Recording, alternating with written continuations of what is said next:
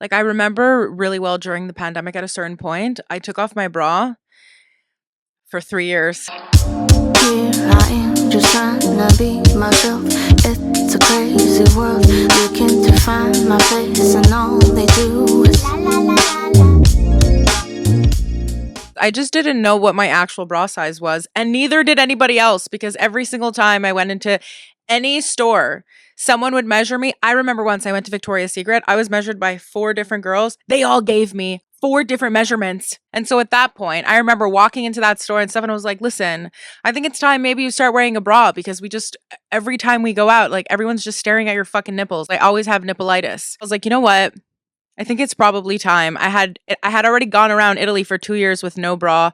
And you would think that in Italy, they don't do bras, like that they wouldn't be like scandalized, but that's not true. It's true in some parts of Italy, but not all the places. Most often than not, people look at you like there's something wrong with you if you're not wearing a bra. And so I walked into Victoria's Secret and I was like, "Listen, I think it's about time that I put these babies back in, okay?" And they were like, "No problem. We're going to help you out." And so thus began a fucking adventure of 4 different people sizing me, 4 different sizes. And I walked out of there and I said, "You know what? It just wasn't meant to be. Free the titties." And so that's what I did for a really long time. But then when I go to work, I can't have people staring at my tits. And if I don't have a bra on, it's like very uncomfortable to move around when you're filming. And so I had to do it. I had to put these babies back in. And so today, for you, I put a bra back on, even though I just want to right out of here. La la la la la. Welcome back to an episode of Barely Edited. My name is Bianca Venna, and last week I filmed an episode and I just felt like it was full of shit. And what I mean by that is I think the fact that the topics made me a little bit nervous.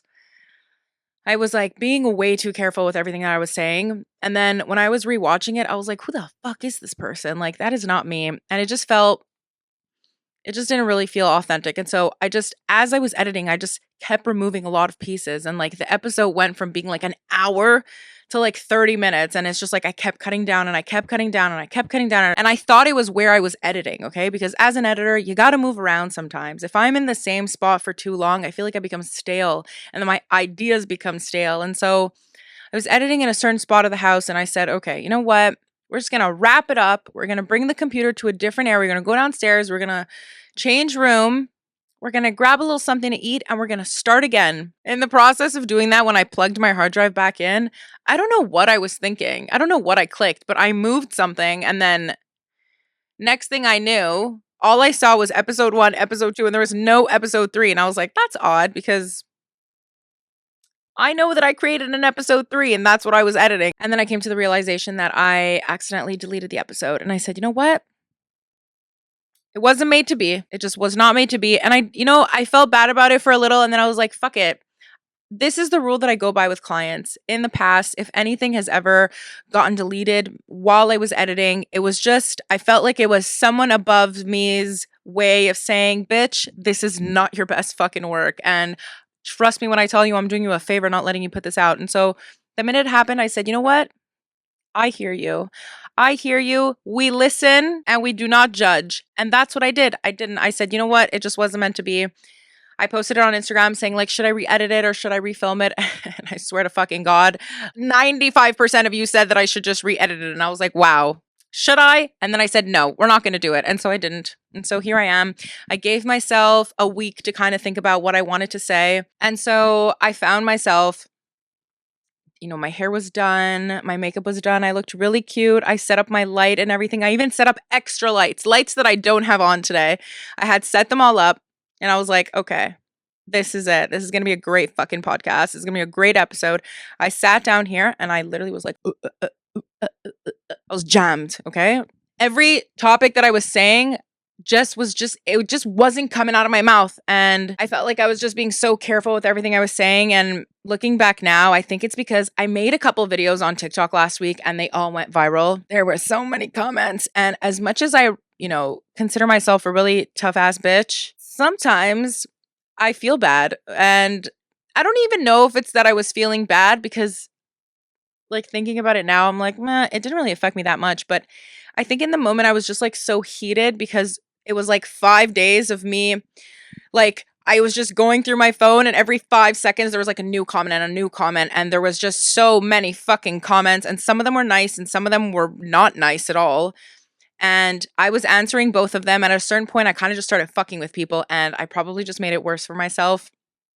I also had my period. It was just a fucking recipe for disaster. I should have just shut my mouth and I probably should have just muted the comments, but I didn't. I said, you know what? I'm going to stay here and I'm going to chit chat with these people. I know that there are a lot of people in America who are not stupid, but all the people that found themselves on my TikTok last week, they all congregated on that video and it just really wasn't it.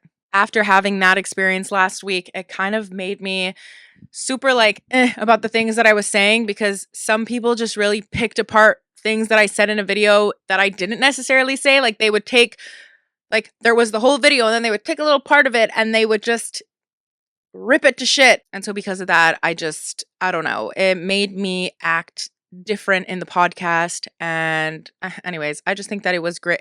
It was really a sign from above that I did not post that episode last week. And so maybe somewhere down the line, I'll take like snippets of it because there were actually some pieces of it that was kind of funny. But will it ever see the light of day? Who knows? I had put a poll last week about the things that people wanted me to talk about. And the thing that came up the most and that always comes up the most is mental health.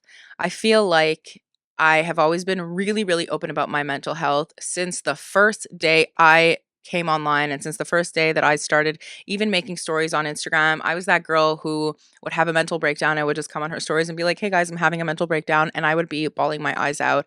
And then half an hour later, I was doing something else and I was fine. And I know that that may seem like extremely fucking schizophrenic or bipolar to some people. For the longest time, I really thought that I had like multiple personality disorder because I was so up and down. I realize now that there are so many different things in my life that, you know, I dealt with a lot growing up. And I think that that's something I kind of like gaslit myself into thinking I really didn't have that many problems growing up. And then I was just overly dramatic. And as much as I love my family, they also led me to believe that I was way more dramatic than I actually was. And so anytime I ever felt anything, I just chalked it up to being like, shut up, you're really just a drama queen. Whereas I probably just had some issues that I needed to deal with and I didn't deal with them properly. And they kind of just catapulted into bigger issues. And then as I got older, they just got worse and worse. Anyways, all of this to say that last week I just felt like it wouldn't have been a very authentic episode because, like, this is me. Like, I don't do my makeup often, I don't do my hair often. It just was not on brand. This is how I am. We just got back from Costco. We obviously spent a ridiculous amount because we are on this new health journey. And when I tell you that we literally spent almost $2,000 on vitamins and supplements, and I just found myself thinking, maybe life was just better fat. Why is healthy food so expensive? That's why everybody's fucking fat, because healthy food is crazy expensive. And then the worst thing about it is vegetables and fruits only last like 3 days and then they're rotten. So it just doesn't even make any sense. We bought all this stuff. It's probably not going to be good in like a week. So now I'm just going to have to overeat to make sure everything is still fresh. And you're like, Bianca, why didn't you just go multiple times? Because Stefano has a problem more than I do because like he loves Costco so much. He cannot step out of that store without spending like $1,000. It's actually wild. We are two people. What's going to happen when we have children? We started working out, okay? So now all the people who are making these passive aggressive comments to me about the fact that I'm on Mounjaro and that I don't work out, you can suck a dick. I'm working out in my house. Stefano built a little gym. God bless that man. Every single time I say that I want something, he just fucking builds it.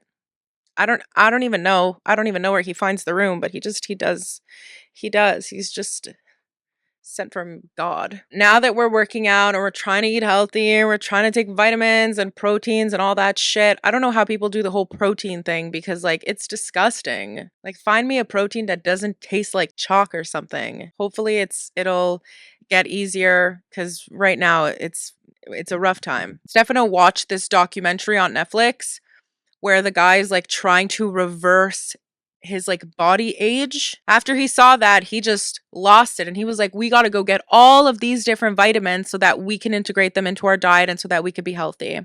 And so that's what we did today. We have so many different vitamins. I don't even know how to pronounce some of them. I don't even know what some of them do, but we're going to try to slowly integrate them. I'll give you a little checkup on Mounjaro. We are at 4 weeks on 2.5 milligrams. I just picked up my 5 milligram dose and I'm going to be starting that one on Sunday.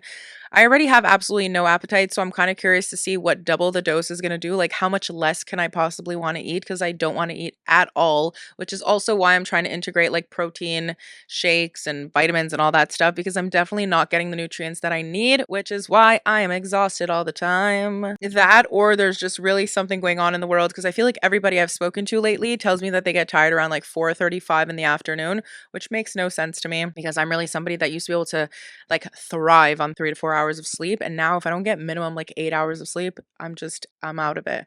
So today I tried something different and I woke up at almost 3 p.m. because I said, if I wake up at 3 p.m., there's no way I'm going to be tired at 4:30 p.m. And you know what? It worked. I also bought myself some melatonin so that tonight I'm going to knock myself the fuck out. I'm avoiding the conversation. And I'm also going to tell you why I'm avoiding the conversation, because last week I came online and I was like, I'm the happiest I've ever been. La la la. Life is beautiful. Roses, daisies, and butterflies. And while that was absolutely the truth, I could have also just been going through that phase after your period where, you know, you just feel so fucking good and everything is so perfect. And you're like, wow, life is beautiful. And I will never feel sadness ever again. And then last Sunday, I felt sadness. And I think it happened, as bad as this is gonna sound, I think it happened because I saw my family. And I definitely have a lot of leftover trauma from my family. Was it on Sunday? No, I think it was on Saturday. It was on Saturday, sorry. Somebody asked me on Instagram the other day, how did you get over your depression? Like, when did you know that you got over your depression? And when did you get your depression? That's a little bit of a complicated one to answer because truthfully, I feel like the minute that I was born, the minute that they cut me out of my mother's stomach and I was exposed into the world, I just fucking came out depressed. That was just me. I always felt like some people were born depressed and some people were not born depressed. And I was one of those people who was absolutely fucking born depressed. And the only difference is that it was just going to be a little bit harder for me to get through life. Some people see sunshine. I saw rain. Some people see the glass half full. I always saw the glass fully empty. Some people, you know, look forward to certain seasons and to certain days. And for me, I don't know what I was waiting for. I just always felt like everything was sadness. Everything was depressing. The months of September, October, November, oh my God, those were the worst months for me. And I know that that's a lot of people feel that way, that they have seasonal depression, but I just had yearly depression, lifely depression all the time. And I thought that it would never go away. It was an uncurable thing. And because of that, I think I never really tried to cure it because I thought that there was no cure for it.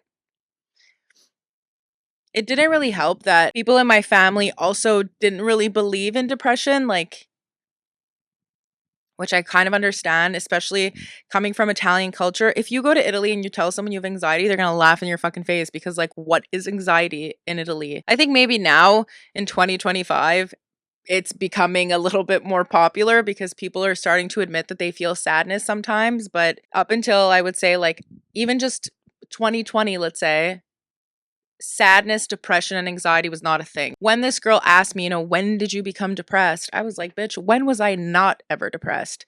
And when she asked me, when did you get out of the depression? I could tell you about depression in very different ways in many stages of my life. One of them being when I was younger. The fact that I grew up as one of the only people that I kind of knew, beside me and maybe like two other people in my life when I was younger, who grew up with divorced parents. I'm not even going to pretend to sit here and say that my parents' divorce like fucked up my life because I don't actually know if it did. I think more the fact that I was that kid who had divorced parents. People looked at me like, oh my God, that's so sad that your parents like don't love you. And for so long I was like, what the fuck does that have to do with me? Like, what does the fact that my parents don't get along with each other have to do with how much they love me or don't love me? My family treated me as if I was just like broken or as if there was something wrong with me for a really long time because of my parents divorce.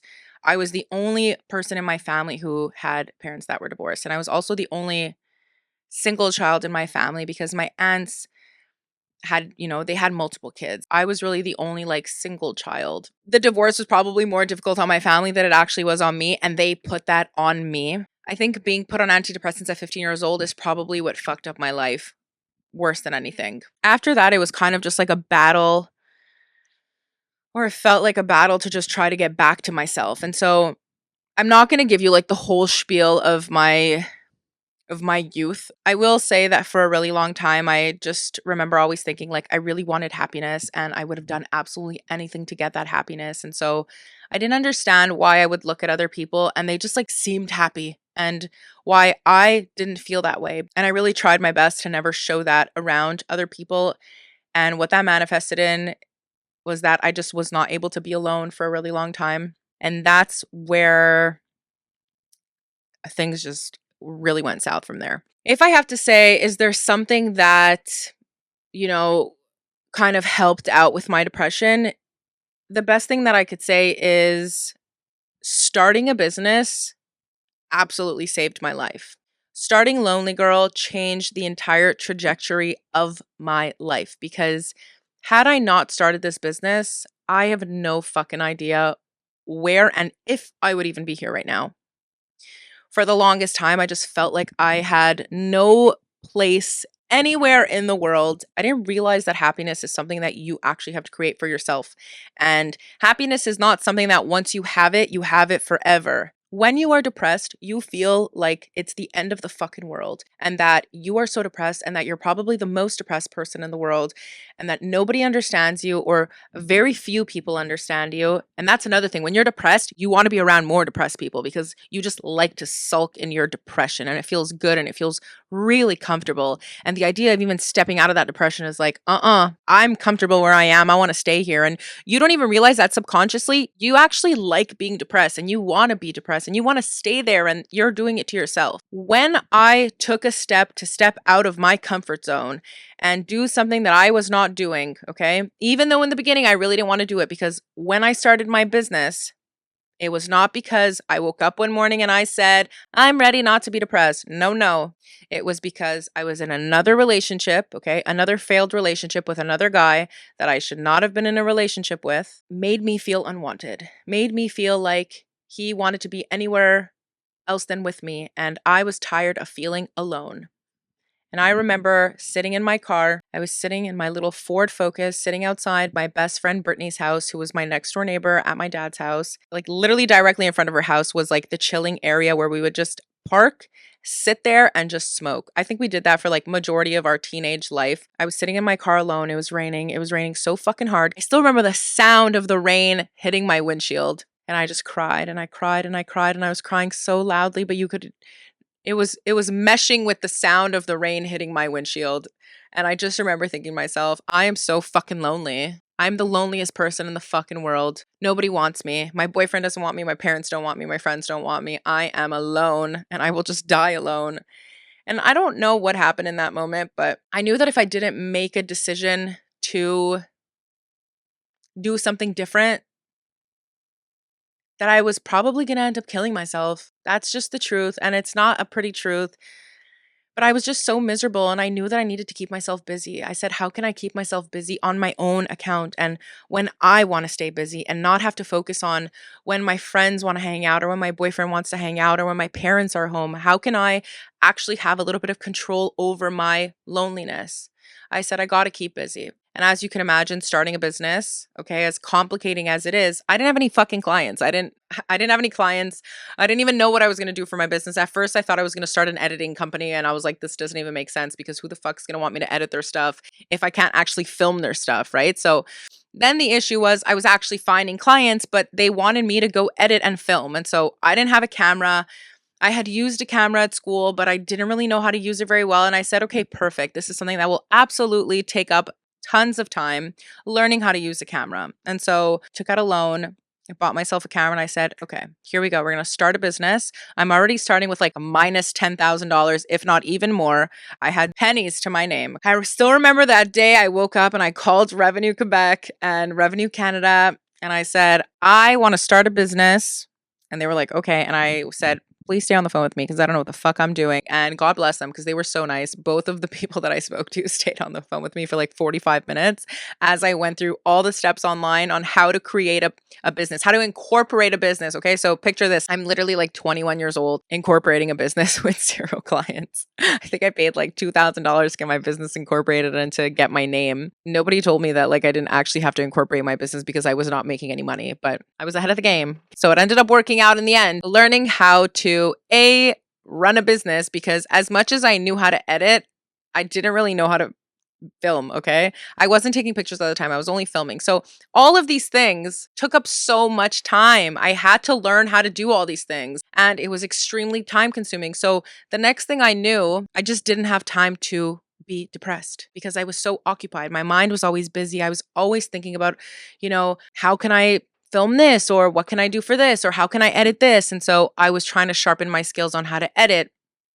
Back then, we didn't have as many cool programs as we do now. Everything was a lot more manual. And so I spent a lot of time trying to figure out how to edit and how to figure out how to use my camera. And so I was finding more and more clients. I was doing well. I mean, obviously, it was still my first year, so I wasn't getting like, that many clients and it wasn't that much money. I was also doing a lot of free work, but at that point I was like, I don't give a fuck if it's free work. This is literally for my mental sanity, like the fact that I'm able to get out of the house and go do different things and meet different people and connect with humans and let them get to know me and I get to know them and make a little bit of money here and there. That was more than I could have ever asked for at that point. When people look at me now and they say, why do you keep so busy? Because that's the only way that I know how to stay alive. If you're somebody who has dealt with depression, you know that if you are lucky enough to get out of it for a bit of time, okay, and you start to see the bright days and the glass half full and the cloud that has been literally looming over you for your whole entire life suddenly fucking shifts and it's no longer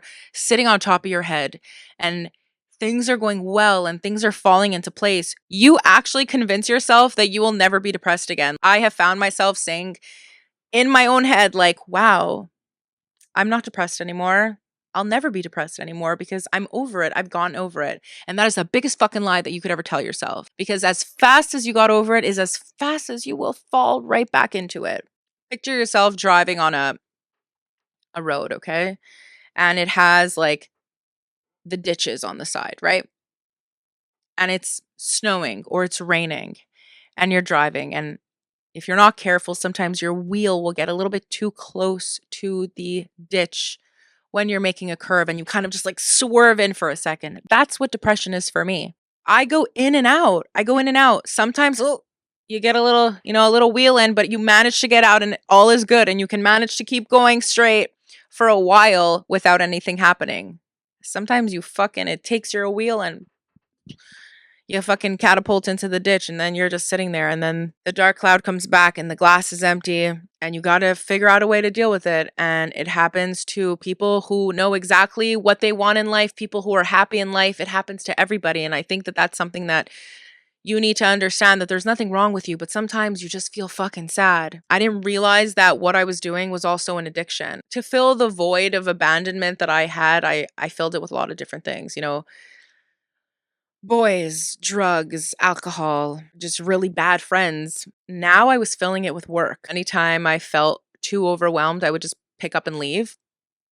Having a lot of my family in Italy, it was easy for me to kind of just press the reset button. Like I still remember just always thinking like, okay, things are getting a little crazy. We're going to reset. We're going to bounce out, come back, and everything will be fine. We start over. Until I started to realize, like, fuck, I'm actually not growing and I'm actually not maturing and I'm actually not out of my depression. I'm just pushing it to the side. I was fortunate enough that when I started working and things really started to pick up, I would say probably like the second and a half-ish year that things actually started to pick up, it didn't stop. From then until now, I've always had work constantly, consistently, and it has not stopped. And so I've always been able to really keep busy until 2020. When the pandemic hit, my weddings were stopped and my events were stopped, and a lot of the work that I was doing kind of had to come to a halt. I found myself in Italy feeling like I was fucking suffocating and dying because everything that I had ever ignored about my life and about my depression just came crashing in on me so badly and so deeply. And then I realized that although my depression was one thing when I was growing up, when I was talking about bad people, drugs, alcohol, boys, all of that together took a human form in my ex boyfriend, who literally, when I think of him, I refer to him as Satan. He is Satan in a person. He is the absolute worst thing that could have ever happened to me in my entire life. And for a long time, I thought, I'm grateful for everything because everything led me here and blah, blah, blah. Definitely, I could have done without those 3.5 years of my life because it is a fucking miracle that I did not kill myself, but more importantly, kill him. He absolutely ruined my life for so many years. And I definitely allowed it.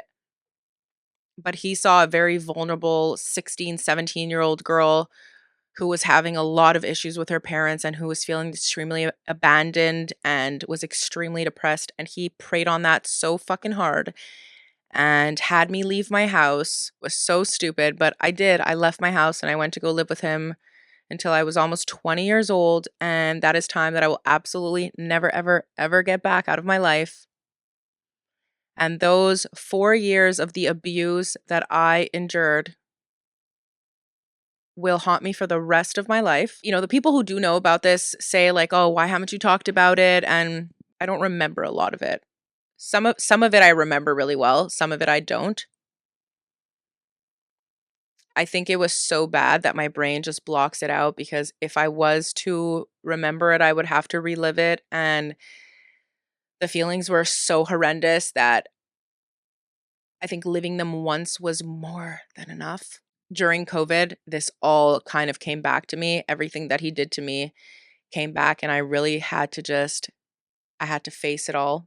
Realizing that a lot of my depression was absolutely caused by me because I didn't properly deal with it when I was younger and because I always kept running from it and I always kept pushing it aside and I always filled the void with a random addiction and I thought that I was okay and then I would be fine for a week or 2 weeks or a month or even 6 months and I thought that the depression would not come back when in reality I was literally just filling that space with something else instead of just dealing with my fucking problems. It just made everything so much worse. When did the depression leave me? I don't think depression ever leaves you. It's like your shadow. That's what depression is. It's your shadow that follows you around all the time. And sometimes the sun shines so bright that you don't have a shadow. Sometimes, even though the shadow's there, you can manage to not make it affect you, but it's always there. It's literally always in the shadow reminding you that it's right there and that you can go back to that at any given moment. You need to work every single day at not being depressed. And a lot of people will look at me, if somebody doesn't follow me and they don't know that I talk about this stuff a lot and that I have talked about it for all these years, they will say, "Me, like Bianca, depressed? There's no way," because I come off as a really happy person. And that's not fake. I am a happy person, but it takes me being this happy of a person to not go back to being that unhappy person because I have been more unhappy in my life than I have been happy. And so every single day that I wake up, it takes every single piece of energy in my bones, in my body to wake up and open my fucking eyes and say, it's going to be a good fucking day today. It's going to be sunny. The glass is going to be fucking full, even though sometimes I don't believe it. And some days I don't make it out of bed, and that's okay. You know the rule of the making your bed? Have you ever heard of this? Where they say that when you're depressed, the one thing that you should do every single day is always make your bed because even if you get out of bed that day and you don't get anything else done, when you get back to your bed is going to be made. And that little tiny thing that you did is still a success and it'll make you feel like you've done something. And so I think that that's really important. It's important to get to know yourself and understand that if you have days where it's really, really heavy and you're having trouble stepping outside of the depression, do little things, do little tasks that when you look back after a couple hours in that day, you're not going to say to yourself, like, wow, I didn't fucking do anything and I feel useless. No, you'll turn around and you'll say, I made the bed. I brushed my teeth. I took a shower. I emptied the dishwasher. Focus on the little successes, the fast returns. I think that's what you're supposed to call them. Is when you're feeling strong, I fucking dig into the deep stuff and I get the shit that like I know is going to really take a lot out of me because I feel like I'm strong enough to handle it. But on a day that I don't feel strong enough, you cannot put that shit on yourself. Be fucking realistic about the things that you can handle. Don't set yourself up for failure. Understand yourself, get to know yourself, because that's something that I didn't do for a long time. And there are some things that only you can help yourself with. If somebody does not want to be helped, you cannot help them. There was a girl, I'm not going to mention her name, that a couple years ago when I had mentioned my ex-boyfriend and the abuse that I had had in the relationship, she ended up reaching out to me saying that she was going through something very similar with her boyfriend and she didn't know how to get out of the situation. And so I kind of kept up with her for a couple years and we went back and forth and she had left him and she had gone back and she had left him and she had gone back. And I also want to say, if you know somebody who is going through abuse, don't ever stop trying to help them, okay?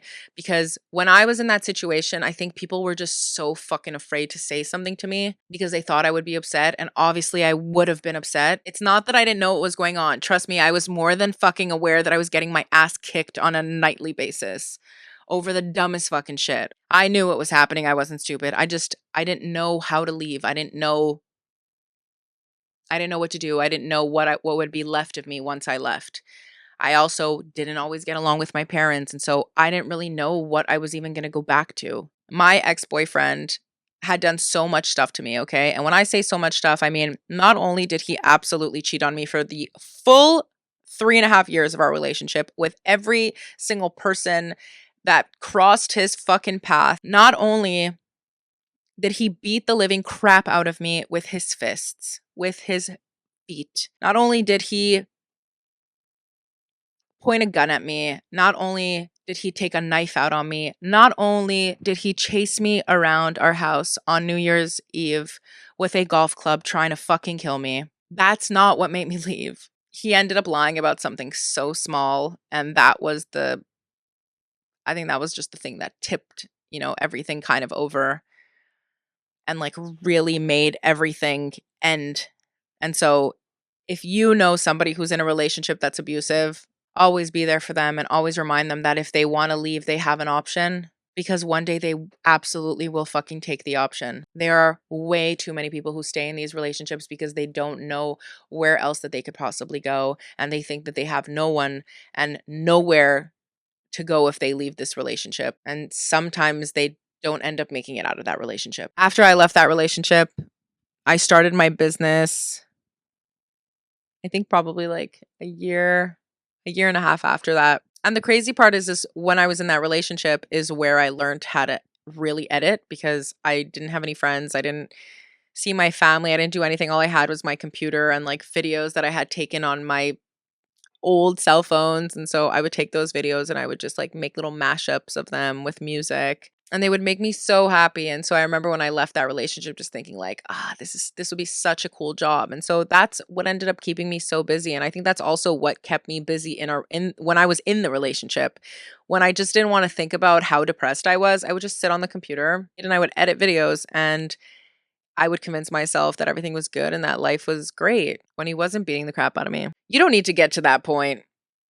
If you're somebody who feels depressed, it is absolutely up to you to get out of that situation. You absolutely have full control over it. And so starting my business made me feel like I had some type of control in my life. If you're somebody who is feeling sad or depressed, just know that I fucking promise you there is brightness and happiness at the end of the tunnel.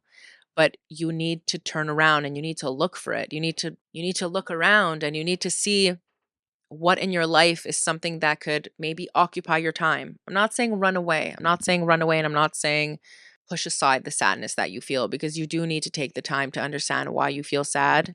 You need to not blame yourself, but you also need to ask yourself, am I the root cause to my depression? Is it me that is putting myself in these negative situations? Am I sad? So is that why I'm I'm making friends with negative people? Am I sad? So is that why I choose men who are condescending and treat me like I'm a piece of shit? Am I sad and that's why I drink a lot? Am I sad and that's why I go out and I do drugs? If you're answering yes to any of those things, then you need to sit the fuck down, stop doing everything you're doing, and you need to just be alone for a bit. There comes a point in your life where you are so fucking sad that the only thing that makes you feel better is not thinking about the next day. There's really two types of people. Some people that don't want life to end because they want to see a future and they want to see brighter days. And so they will stop at nothing to get it. And then there's those who just really, they don't see it.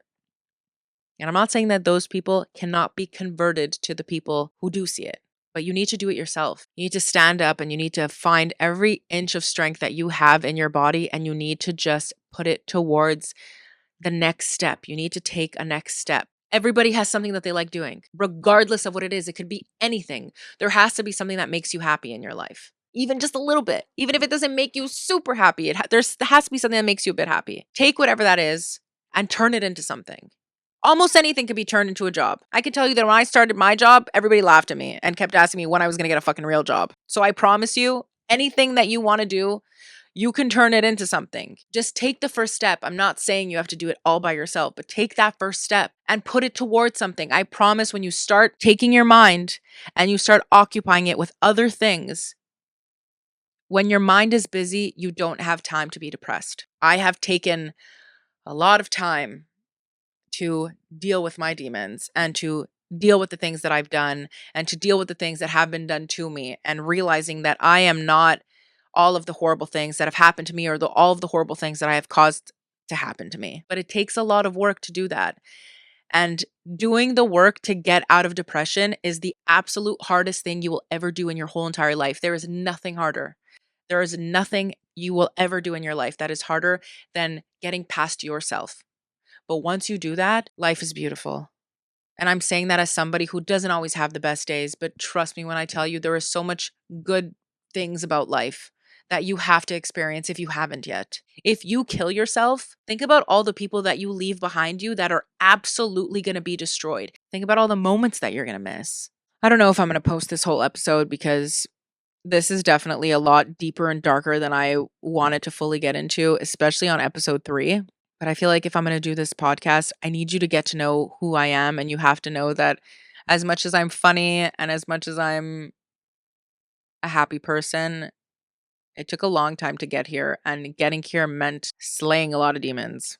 Find something that you love, find something that makes you even a little bit happy, put it in your hand and look at it from all different angles and think about how you can use that. Think about how you could use that to fuel yourself. When I started this company, Lonely Girl was a sad thing. Lonely Girl was a sad, abandoned girl that nobody wanted. And now, 10 years later, because in July it's going to be 10 years that I started this business, 10 years later, Lonely Girl means so much more. Lonely Girl means independence. Lonely Girl means somebody who doesn't need anybody else.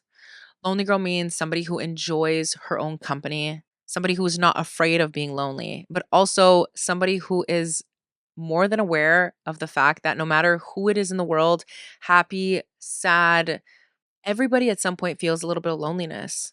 It's just some people are more comfortable with it than others. The idea of being alone before used to paralyze me in a way that I cannot even describe to you. It used to absolutely run and ruin my life. Whereas now, being alone does not scare me as much.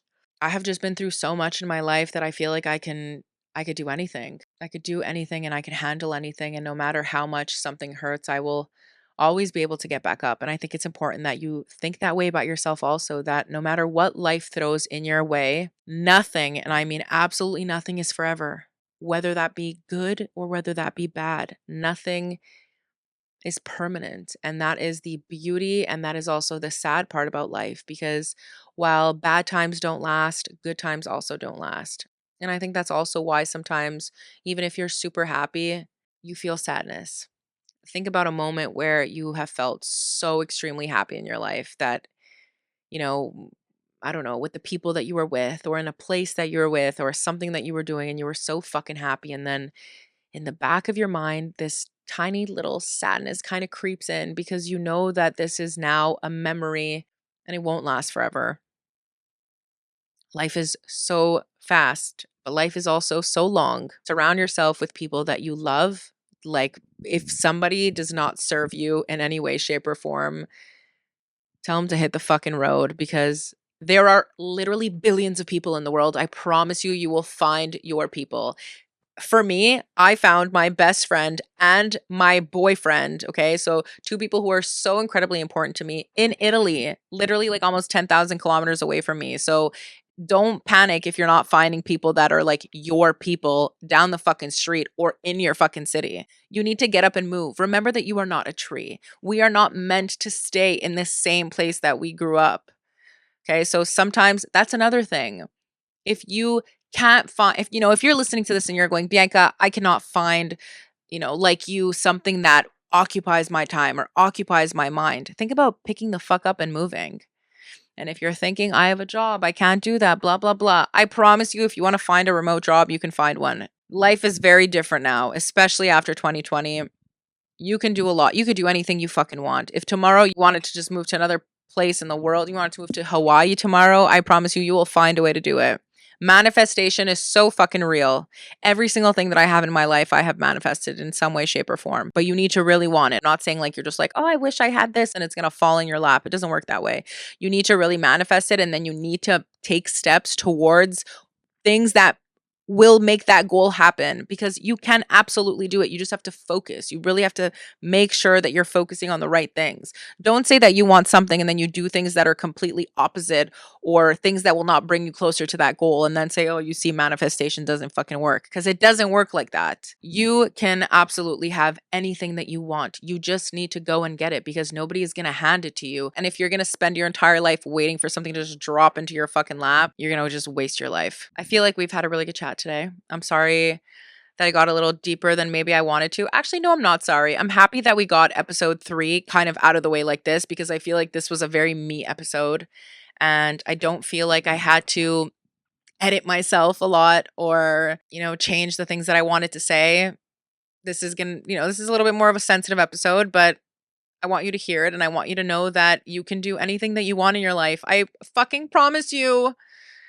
I promise you, the world is really your oyster, or they say sky's the limit. Sky's not the limit. You can even there is no limits. You could do whatever it is that you want. The way that you speak to yourself in your mind is so incredibly important, but it's also important the type of people that you spend your time with. Keep people around you that believe in you. Don't keep people around you that don't believe in you because negative vibes and negative feelings will absolutely poison you. It's like the bananas. You know when you have like a banana that's like rotten and you put it near like fruit that's not rotten and then in like half an hour it becomes rotten? That shit's fucking true. That applies to humans also. I found a new room that we're going to be recording in, and I have a couple of guests that I've spoken to that will be joining us. I don't know if the next episode is going to be it because there's just a lot going on with work right now. And so I think maybe we'll spend a little bit more time, just me and you, but you can expect some guests. I would say probably in February. If you made it this far, I love you. Don't forget to follow and subscribe. I'm sorry, it sounds so fucking cringy, but like I have to say it. And if you like this podcast and you listen to it, please subscribe and follow. And if you also want to rate it, that's cool too. If you download this episode, that also really helps me. And other than that, that's about it. And don't forget, you can also follow me on Instagram, barely edited with a 3. Before I go, are you on Red Note? I recently joined Red Note. Okay, if you don't know what Red Note is, it's basically since TikTok is getting banned in America, everybody has collectively moved to Red Note. And so Red Note is a Chinese application that I think was supposed to be similar to TikTok, but developers have quite literally now made it almost identical to TikTok. And it was all in Chinese. Now, every time I like go on it, they'll like update more things in English. So I'm actually starting to kind of understand what's going on, but not really. Oh, it's such a great time. Chinese people are so welcoming. I literally think I'm going to try to learn Mandarin for 2025 because how fucking sick would that be? And there's hundreds of people on the app who are literally willing to teach you Mandarin, which I think is fucking awesome. In America, they don't want you to have TikTok because they're saying that China is stealing all of our information. information as if they don't already fucking have it from 2020. They have every single one of us, all of us. America basically said, yeah, well, now we're just going to willingly give all of our information to Red Note. And so that's what they did. I'm so happy. I love the app and I think I'm going to stay on it either way. I really feel like I, came for the Americans and now I'm staying for the Chinese people because they're so welcoming and kind. So if you're not on Red Note, I would suggest you download it. You can find me on Red Note. My handle is Barely Edited or Lonely Girl. I'm not even sure which one's which because I put both. And it's in Chinese, so I don't know what it says. So if you speak Mandarin, get on that app. And if you don't speak Mandarin but you want to learn, get on that app anyway. Okay, it's time for me to go. Thank you for listening. Bye. Mirror, mirror, tell me, what is it about them? Living like it's their game. Karma said it better than me, you'll just end up losing.